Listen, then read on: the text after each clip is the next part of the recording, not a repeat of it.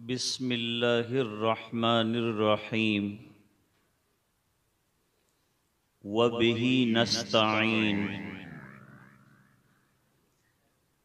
औज़ु बिल्लाहि मिनश शैतानिर्रजीम बिस्मिल्लाहिर्रहमानिर्रहीम कुल बिफ़ज़्लिल्लाहि व बिरहमतिही फ़बिज़ालिका फ़ल्यफ़रहू हुवा खैरुम मिम्मा यजमऊन। सदक़ल्लाहुल अज़ीम। वक़ाल नबी सल्लल्लाहु अलैहि वसल्लम इन्नल्लाह यरफ़उ बिहाज़ल किताबि अक़वामा व यदअु बिही आख़रीन। सदक़ रसूलुहुन नबियुल उम्मियुल करीम।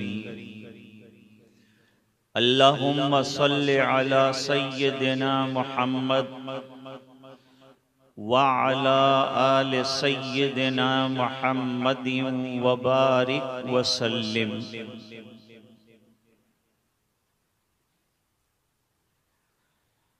हज़रात उलमा,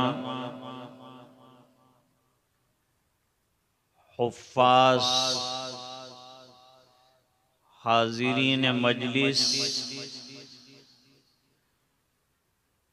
और ख़वातीन इस्लाम,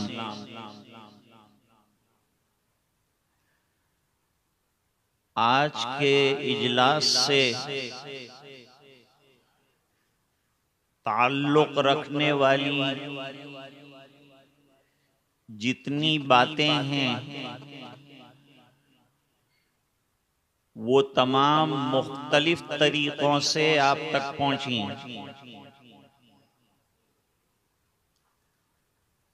शेखुल हदीस साहब का बयान काफ़ी था और वाफ़ी भी था और शाफ़ी भी था। मज़ीद बयान की ज़रूरत नहीं। फिर हज़रत क़ारी वसी साहब ने मंज़ूम कलाम में एक दर्स दिया, कुरान करीम की अज़मत को उजागर किया। फिर उसके बाद तशक्कुर व इम्तिनान के कलिमात में भी बहुत सी चीजें आई और अनाउंसमेंट के दरमियान भी बहुत अहम मवाद फराहम कर दिया गया।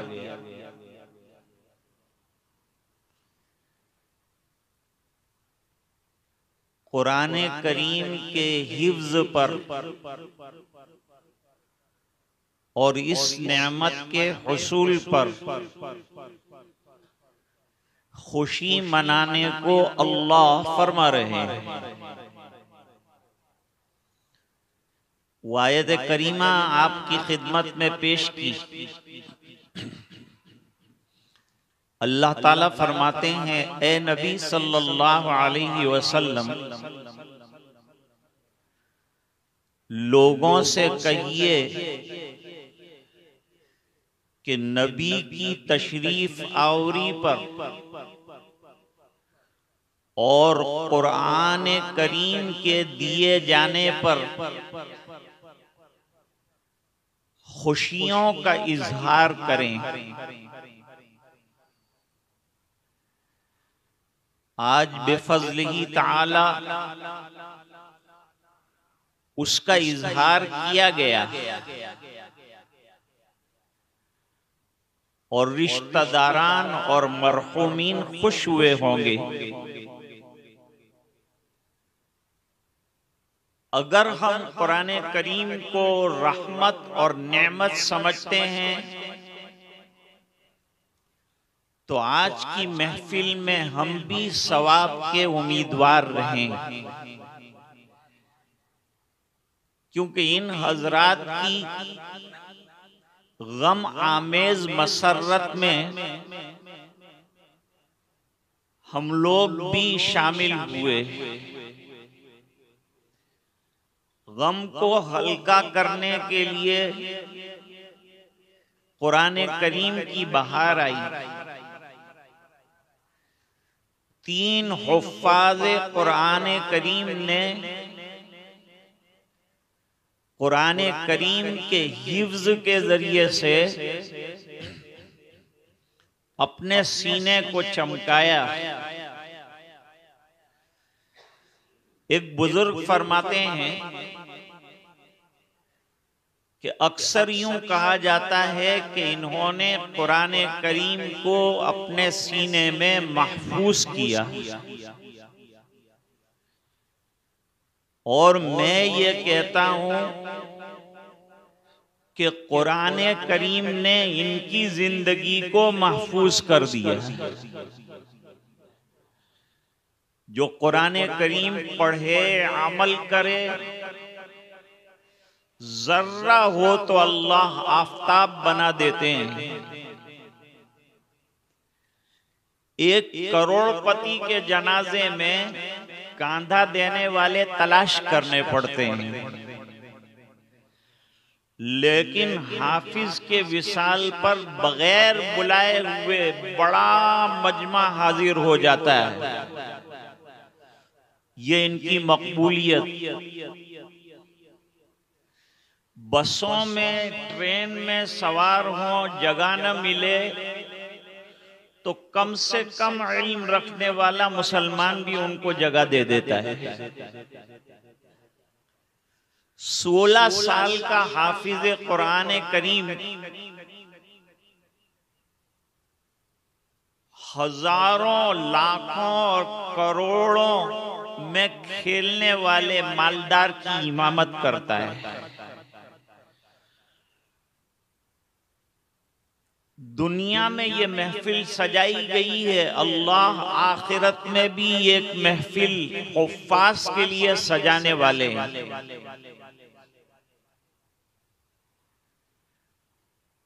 और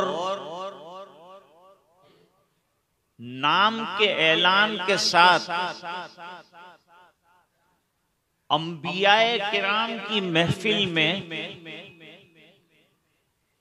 इन हुफ्फाज़ कुरान करीम के वालिदैन की ताजपोशी की जाएगी,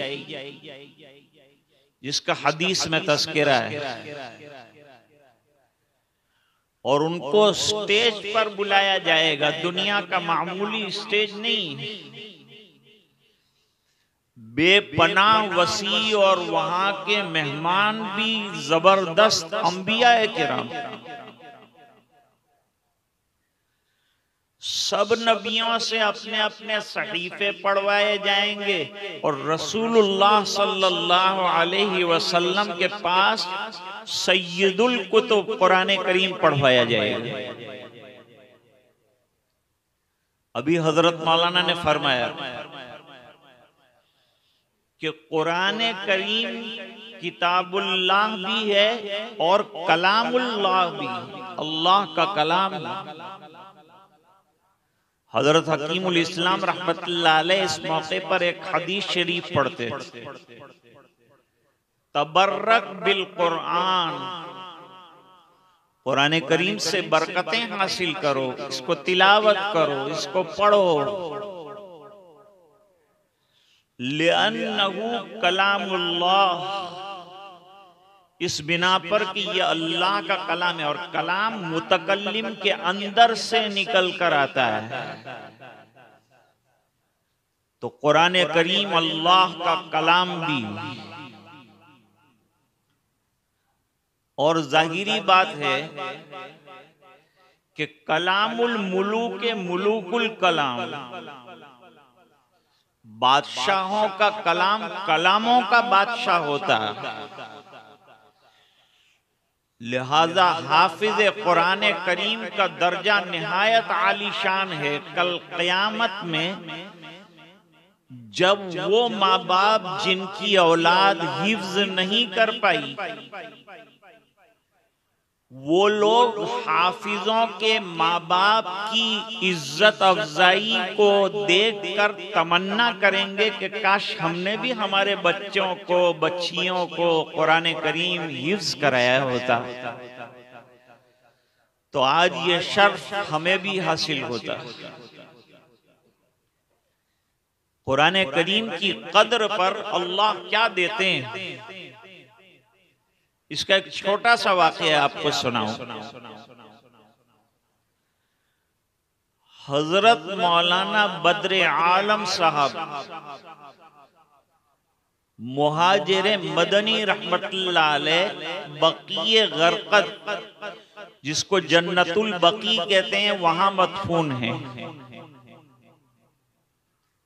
डाभेल में भी पढ़ाया, उनके तलबा में हमारे मदरसे के एक उस्ताद हजरत मौलाना अब्दुल गनी साहब रहमतुल्लाह अलैह फरमाते थे कि जैसा उनका नाम बद्र था और चमकदार चांद, इसी तरह उनका चेहरा भी चमकदार और चांद की तरह था। मदीना मुनव्वरा में पूरे जिस्म पर फालिज हो गया था, लेकिन जबान से दावत और दीन का काम जारी था। 24 घंटे लेटे रहते थे, लोग आते थे, मुसाफहा करते थे। हजरत जो है अहादीस में बड़े माहिर थे, मुहद्दिस कबीर थे।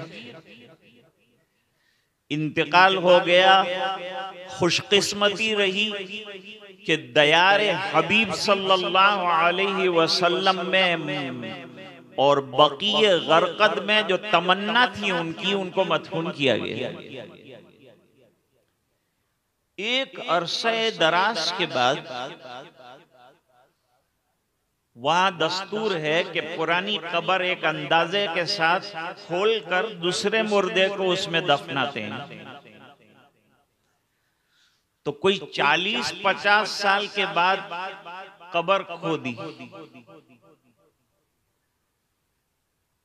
तो ऐसा महसूस हुआ कि अंदर जिस्म सलामत है।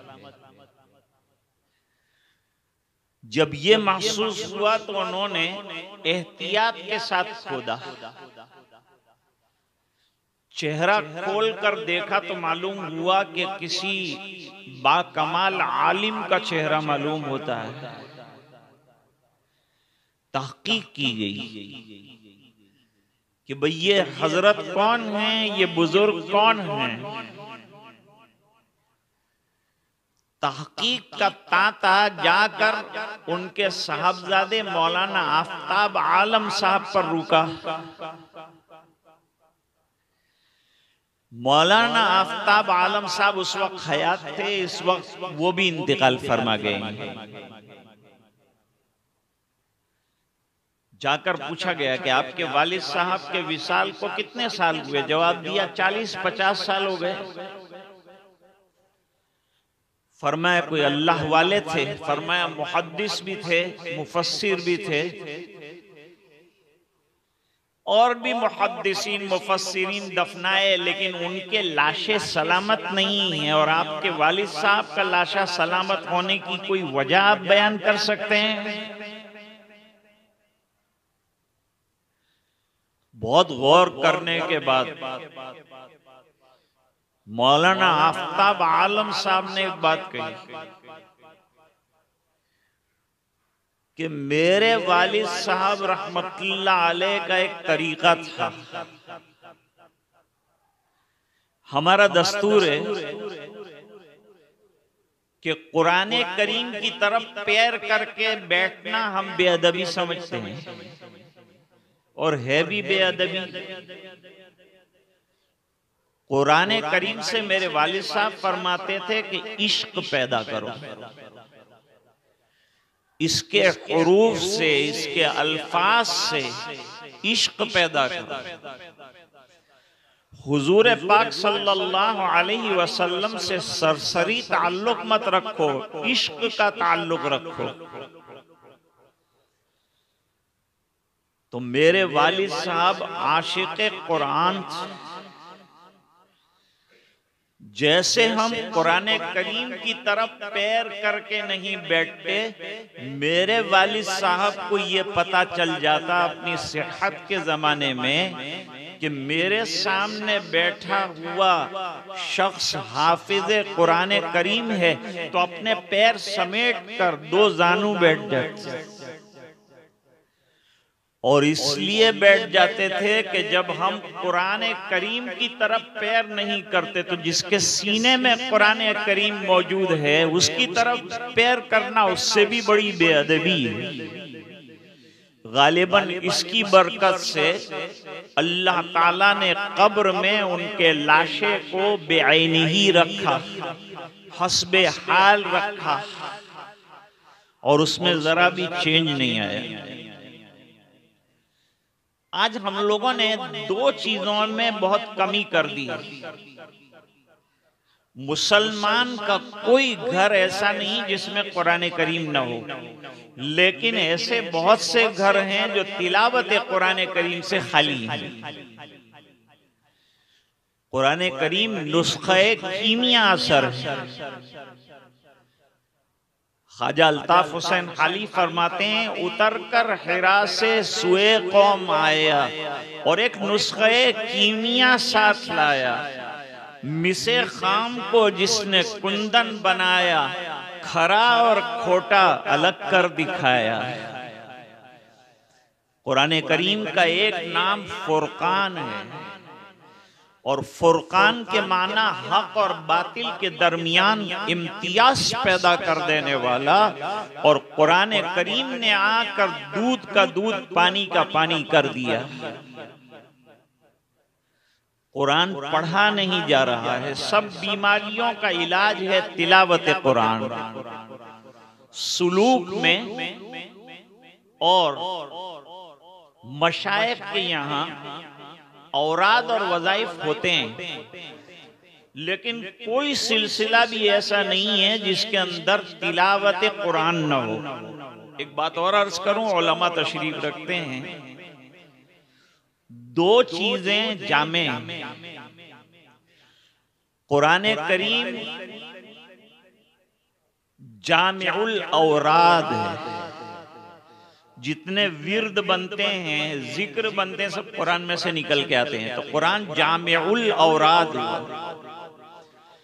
और जितनी इबादतें हैं वो तमाम नमाज के अंदर समेट ली गई हैं। तो नमाज जामिउल इबादात है।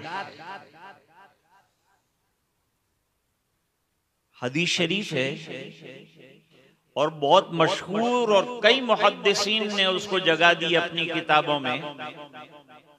तरक्तु फीकुम अमरैन लन तदिल्लु मा तमस्सक्तुम बिहिमा, किताब अल्लाहि व सुन्नती। दुनिया में इस वक्त जो वबाएं, जो फितने, जो हालात, ये तमाम का अक्सीर इलाज कुरान है। ये दिलों के रोग को भी दूर करता है, रूहानी बीमारियों का भी इलाज है, और जिस्मानी बीमारियों का भी इलाज है। एक जगह इसी तरह मजलिस कुरान हो रही थी। लोगों ने मुख्तलिफ तकरीरें कुरान करीम की निस्बत से की। एक गैर मुस्लिम खड़े हुए, वो भी एक मजमून लिखकर लाए थे। उन्होंने वो मजमून सुनाया तो एक वाकये की शक्ल में सुनाया कि एक बाप का इंतकाल हो रहा था। एक बाप का इंतकाल हो रहा था। बाप दुनिया से जाए तो वसीयत करता है अपनी औलाद। हजरत मौलाना मूसा माकड़ोस साहब रहमहुल्लाह ताला ने तमन्ना जाहिर फरमाई कि मेरा पोता हाफिज कुरान और आलिम कुरान हो जाए। इससे बड़ी तमन्ना क्या हो सकती है। आज उनकी रूह खुश हो रही होगी, इनके वालिद साहब की रूह भी खुश हो रही होगी, और ये दोनों हाफिज आजाद साहब और हजरत मोहतमीम साहब के साहबजादे, इनको हम कैसे भूल सकते हैं। नाइब मोहतमीम साहब ये भी हिफ्ज हुए, कुरान करीम याद फरमाया, सीनों की जीनत बनाया। अब ये हो कि इसका पढ़ना भी कसरत के साथ हो, वरना हाफिज साहब जो हैं चंद सालों के बाद हाफ साहब बन जाते हैं, यानी आधा कुरान याद है आधा भूल गए, इसलिए लोग भी उनको हाफ साहब कहते हैं। बहरहाल वो गैर मुस्लिम ने एक मजमून कहा कि बाप का विसाल हो रहा था, बेटे को बुलाया और बेटे को बुलाकर कहा बेटा जो करना हो करना, लेकिन अपने गार्डन के अंदर 2 सादे पौधे लगे हैं उनको मत निकालना। बताया कि सामने सिंपल पौधे हैं, मत निकालना, इसको अपने हाल पर रहने देना। क्या मसलहत थी वो तो बताई नहीं। बेटा रोशन ख्याल था। आजकल अंधेरियों में जो लोग रहते हैं उसको रोशन ख्याल कहते हैं, जो रोशन ख्याल हैं उनको ऑर्थोडॉक्स कहते हैं। अब चंद साल गुजरने के बाद लड़के ने मकान का रिनोवेशन किया। रिनोवेशन करने में जितने पुराने दरख्त थे वो तमाम खत्म कर दिए और इसमें वो 2 छोटे जो पौधे थे वो भी काट डाले। चंद दिनों के अंदर घर में सांप बिच्छुओं का आमद का सिलसिला शुरू हुआ।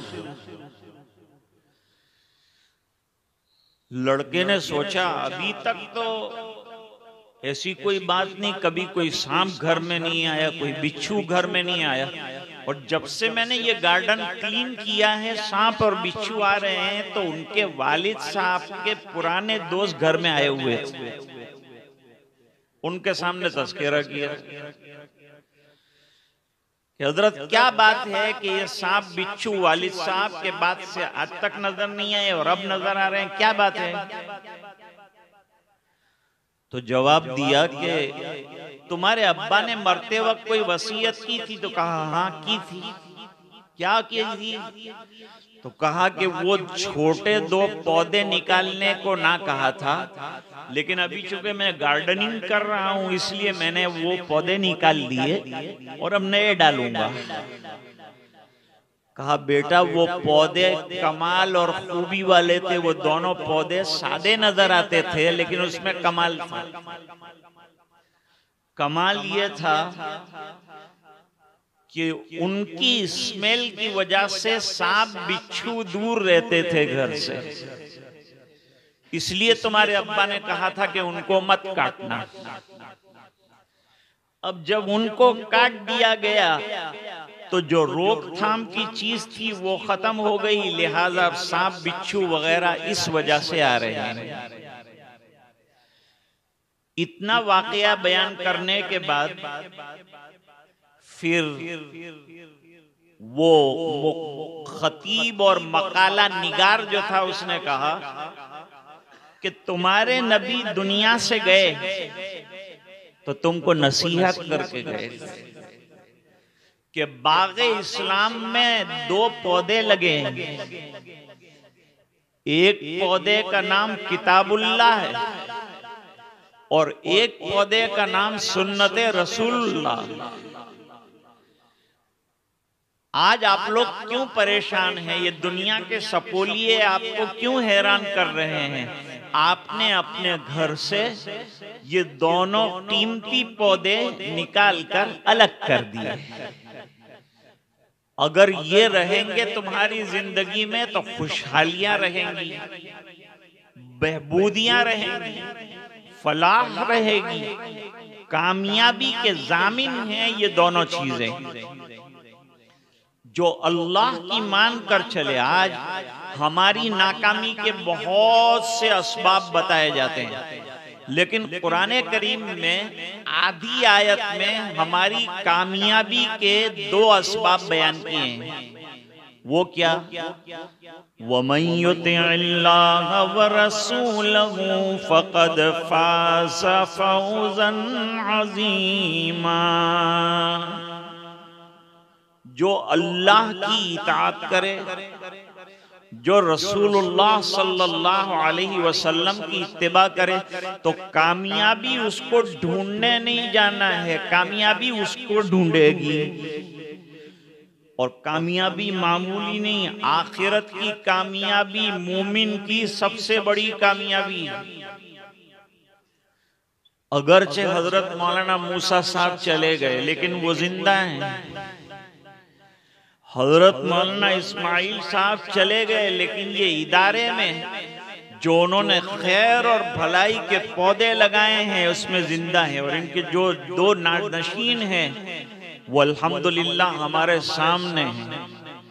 अब अल्लाह ताला इनसे काम लेगा। ये तो दुनिया में निजाम है कि जगह खाली होती है तो अल्लाह दूसरे लोगों को भेज देते हैं। सरकार तशरीफ ले गए तो हजरत सिद्दीक अकबर रदी अल्लाह ताला अन्हु ने काम संभाल लिया, मिशन संभाल लिया। वो तशरीफ ले गए तो फारूक आजम रदी अल्लाह ताला अन्हु खलीफा राशिद की हैसियत से आए। हजरत मौलाना चले गए हैं तो अपने पीछे एक बहुत बड़ा कारखाना और एक मिशन छोड़कर गए हैं, नेक औलाद छोड़कर गए हैं। इसलिए उम्मीद है कि हजरत का ये पौधा ताजा बताजा रहेगा। ये तमाम असातिज़े किराम उन्हीं के परवरदा हैं और उन्हीं के गुलशन को सैराब कर रहे हैं। और देखिए ये हुफ़्फ़ाज़ किराम यही फलदार दरख्त के फल हैं, ये शजरे बारावर है जो हमारे सामने है। लंबी बात नहीं करनी थी, सिर्फ दुआ करनी थी, लेकिन चंद बातें फिर भी अगर मैं न करता तो कुर्सी इतनी भारी लगाई गई थी कि फिर कसम कुर्सी का आलम होता। इस बिना पर ये चंद कलेमात आपकी खिदमत में अर्ज किए। बुजुर्गान की मौजूदगी में और बड़े लोगों की मौजूदगी में छोटों का बोलना कोई कमाल नहीं है, बल्कि बड़ी बेअदबी है। यहाँ दो दो मशाइख और मुहद्दिसीन मुफस्सिरीन उलमा का मजमा है, उसके बीच में जो है मुझ तालिबे इल्म को कुछ कहने के लिए अर्ज किया गया, हुक्म दिया गया। इस हुक्म की तामील में ये चंद बातें अर्ज की। इन तीनों हुफ़्फ़ाज़ को मुबारक हो और उससे ज्यादा तो इनको बनाने वाले इनके असातिज़े किराम को मुबारक हो, और उससे ज्यादा तो वो इदारा जिसकी छत के नीचे इन्होंने कुरान करीम याद किया, वो तमाम के तमाम लोग मुबारकबाद के काबिल हैं। इकबाल भाई मुबारकबाद के काबिल हैं। तीन बुजुर्गों को याद करना पड़ता है। वो इब्राहिम की शक्ल में वो सब रिश्ते जमा हो गए। एक मौलाना इस्माइल साहब जो वालिद साहब, मौलाना मूसा साहब दादा साहब जिनकी ये तमन्ना पूरी हो रही है, और तीसरा हजरत मौलाना अब्दुल्ला साहब, ये भी बड़े नेक दीनदार दाई इल्लाह थे, बड़ी मेहनत करने वाले, बड़ा दीन का फिक्र लेकर चलने वाले। मेरे वालिद साहब के साथ मौलाना मूसा साहब के बड़े गहरे ताल्लुकात, मौलाना अब्दुल्ला झांझी साहब के बड़े गहरे ताल्लुकात। उनके वालिद साहब मेरे वालिद साहब के शागिर्द थे। जैसे मौलाना इब्राहिम देवला साहब इस वक्त हैं, ये मेरे वालिद साहब के शागिर्द हैं। बुखारी मेरे वालिद साहब के पास पढ़ी और मेरे वालिद साहब ने उनको सूफी का लक़ब दिया। तो वो वाकई आज जो है आलमी दर्जे के सूफी बन गए। अल्लाह कितना काम ले रहे हैं। तो इनके असातिज़ा भी दुआ करेंगे। ये मजमा मुख्तसर नहीं है, एक आलिम 100 आदमियों के बराबर है। यहाँ तो सब उलमा हैं, इसलिए ये मजमा मुख्तसर नहीं कहलाएगा।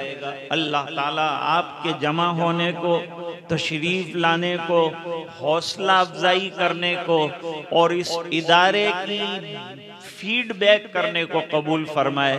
बहुत देर तक आप सब्र और तहम्मुल के साथ सुनते रहे हैं। अल्लाह ताला ये सुनना भी कबूल फरमाए, हजरत अल्लामा के बयान को कबूल फरमाए और उनको सेहतयाब फरमाए।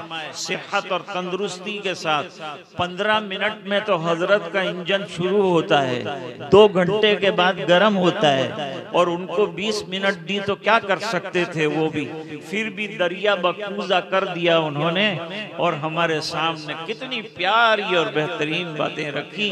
अल्लाह ताला हम सबको अमल करने की तौफीक अता फरमाए। दुरूद शरीफ पढ़ लें।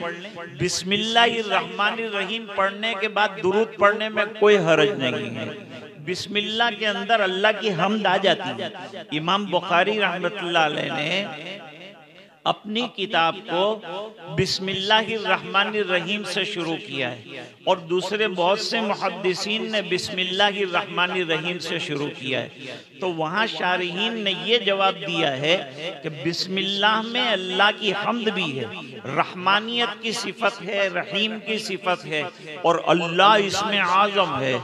तो जो लोग ये कहते हैं कि दुआ से पहले फौरन यूं कहना कि दुरूद शरीफ पढ़ो, ये गलत है, ये गलत नहीं है।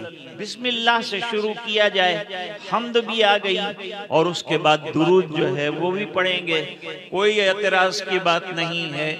और इस तरह की दुआएं और किताबों की इफ्तिताह मरवी है और मुरव्वज है। अल्लाह ताला हमें अमल की तौफीक अता फरमाए। बिस्मिल्लाहिर्रहमानिर्रहीम।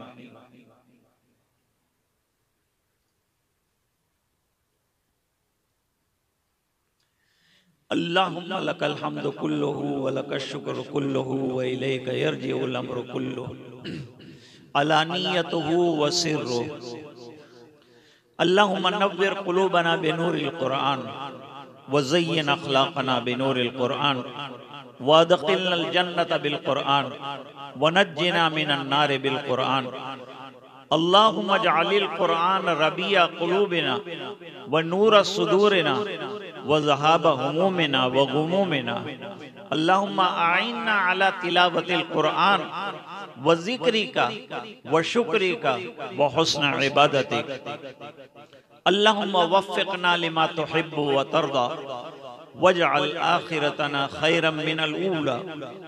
अल्लाहुम्मा अग़फ़िर लना व लिवालिदैना व लिअसातिज़िना व लिमशाइख़िना व लिमन हक़्क़ुन अलैना व लिमन औसाना बिद्दुआ वग़फ़िर लिजमीइल मुस्लिमीन वल मुस्लिमात वल मोमिनीन वल मोमिनात अल अहयाइ मिनहुम वल अमवात इन्नका समीउन क़रीबुम मुजीबुद दाअवात या क़ाज़ियल हाजात या हल्लल मुश्किलात या काफ़ियल मुहिम्मात या दाफ़िअल बलियात या शाफ़ियल अमराज़ इन्नका अला कुल्लि शैइन क़दीर।